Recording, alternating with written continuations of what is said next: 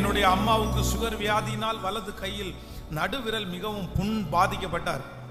3 மாதங்களாக எவ்வளோ மாத்திரை சாப்பிட்டும் குணமாகவில்லை. ஆனாலும் நாங்கள் கடந்த நாட்களில் நடந்த 7 நாட்கள் முழங்கால் யுத்த ஜெபத்தில் நானும் எங்கள் அம்மாவும் சேர்ந்து அந்த காரியத்திற்காக நாங்கள் ஜெபித்தோம்.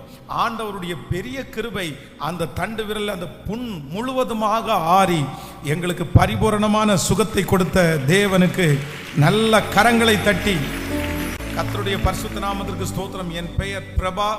நான் இப்பொழுது தெலுங்கானாவில் வசித்து வருகிறேன். எனக்கு திருமணமாகி 1.5 வருடம், பிள்ளை இல்லாதிருந்தது. திருமணமான முதல் மாதத்திலிருந்தே எனக்குத்தான் பிரச்சனை என்று சொல்லி என் கணவர் வீட்டார் என்னை மிகவும் வேதனைப்படுத்தினார்கள்.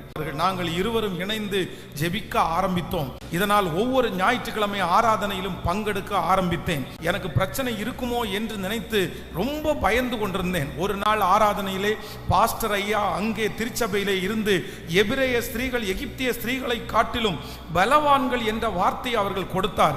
அந்த வார்த்தை என்னை ஆழமாய் பலப்படுத்தினது. அந்த வார்த்தையை பிடித்து கொண்டு ஹாஸ்பிட்டலுக்கு சென்றேன். என்னை டெஸ்ட் செய்து பார்த்தார்கள். எல்லா டெஸ்ட்லையும் நார்மல் என்று வந்தது. ஆமென். எனக்கு ஒரு குழந்தையை தந்தால் அதை தேவனுக்கே அர்ப்பணித்து கொடுப்போம் என்று நான் ஜெபித்தேன். அந்த மாதமே தேவன் எனக்கு அனுகூலமாய் பிள்ளையை பெரிய அற்புதத்தை செய்தார். என் பெயர் சிந்துஜா, வயது 27. நான் பிரெக்னண்டாக இருக்கிறேன். எனது கர்ப்பப்பையில் ஃபைப்ராய்டு கட்டிகள் இருப்பதாக மருத்துவர்கள் பரிசோதித்து கூறினார்கள். கர்த்தர் நம்முடைய ஜெபத்தை கேட்டு இஸ்ரவேலின் தேவனாகிய கர்த்தருக்கு ஸ்தோத்திரம் உண்டாவதாக. கடந்த 3ஆம் தேதி அன்று மறுபடியும் ஸ்கேன் செய்தோம்.